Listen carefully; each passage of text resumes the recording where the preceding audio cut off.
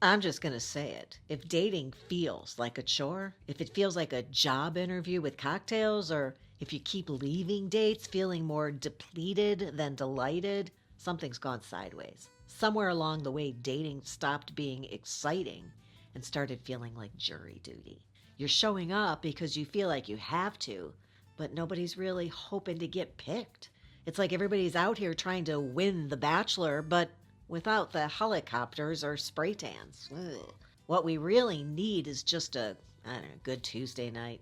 Comfortable shoes, a decent glass of wine, and somebody knows how to ask a question and wait for the answer. If that's at all interesting or intriguing, if you can relate to it at all, I hope you will stick around. That's the conversation that's on the agenda. Let's just call it out. Some of y'all are walking into dates like you're already halfway out the door. You've pre-decided that it's just not going to be fun. You've told yourself, they're probably going to talk too much or not ask me anything or say something weird about horoscopes. And you show up with that energy in your body before you've even taken a sip of your drink or whatever it is you're doing and before the date starts. That's what I call pre-rejection energy.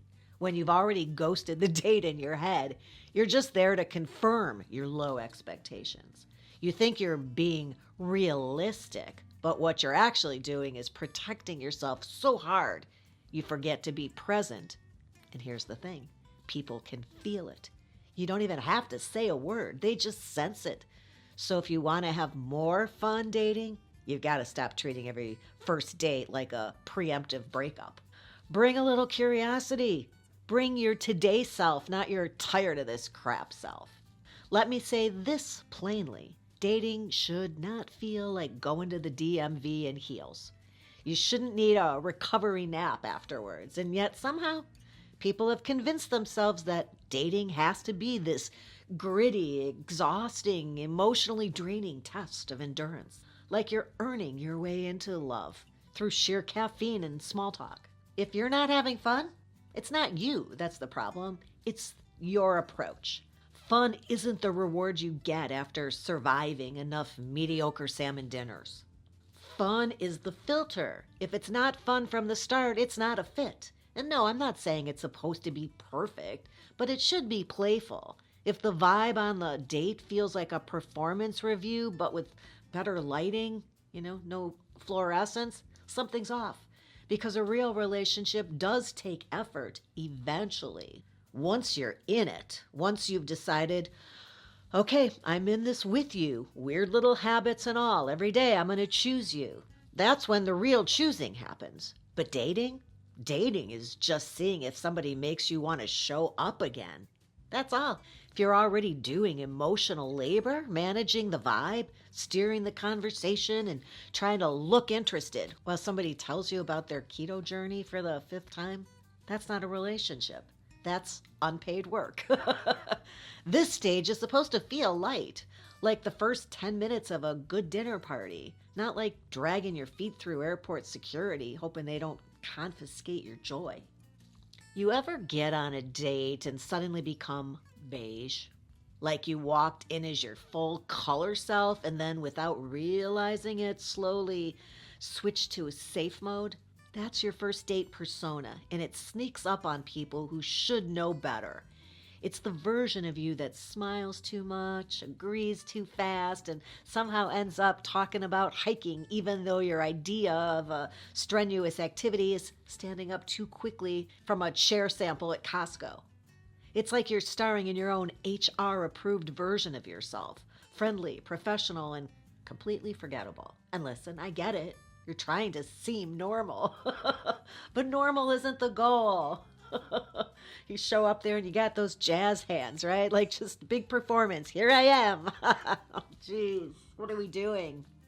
Magnetic, interesting, a little weird in a good way. People don't connect to polished. They connect to real. So if you love haunted history tours or you have a spicy opinion about mayonnaise, say it. That's the good stuff. If you're just nodding and smiling and saying that's interesting to things that are so not interesting, then you're basically cosplaying as a very polite ghost. Let people see you, not your representative. The more honest you are up front, the more energy that you save for somebody who's actually going to love it. So, when you walk into a coffee shop so often that they know your order, like cheers, that's what subscribing to the channel is like. You're officially part of the crew. And if you become a channel member too, it's like you get the secret handshake as a bonus. You're instantly one of the cool kids. So before we get back to the episode, if you could just hit those buttons, I'll save you a seat and maybe even share my muffin. Let's be real, flirting has become a lost art, right? Somewhere between, I don't want to come on too strong, and I haven't dated since fax machines were a thing. People just stop trying. And I don't mean flirting like you're, trying to be sexy on purpose and weird. I mean flirting like you're alive, curious, playful.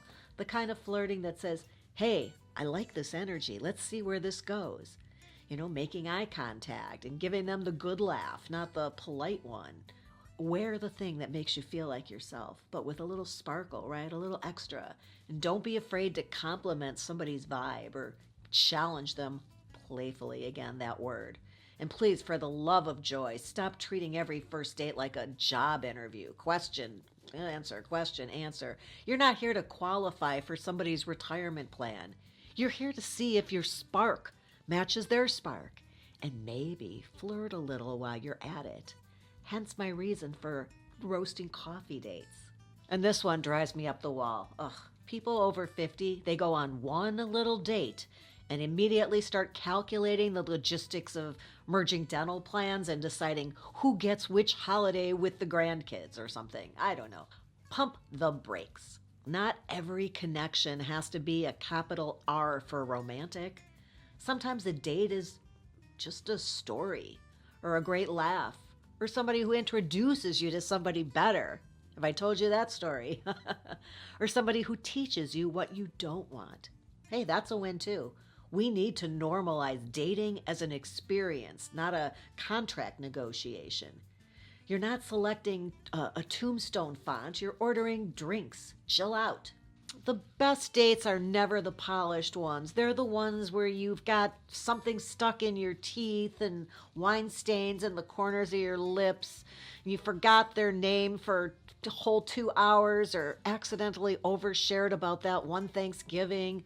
You both laughed. That's what people remember. Perfection, so forgettable.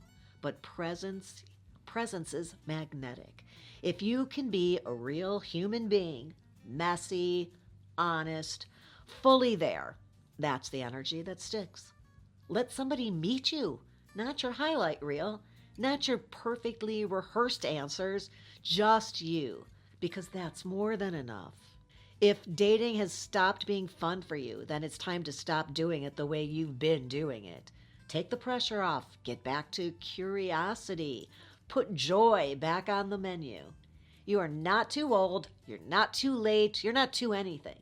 You're exactly on time to change the way this story goes. I hope you found that interesting or helpful. If you did, you might want to check out this episode about dating after 50 because the rules are different now. Wait, before you go, please give my little mama the thumbs up. She's asking for it like she asks for your help with her iPad. Confused but persistent, and please don't forget to subscribe because the fun doesn't have to stop here. And neither do we. I appreciate you hanging out with me today, and until next time, have a good one.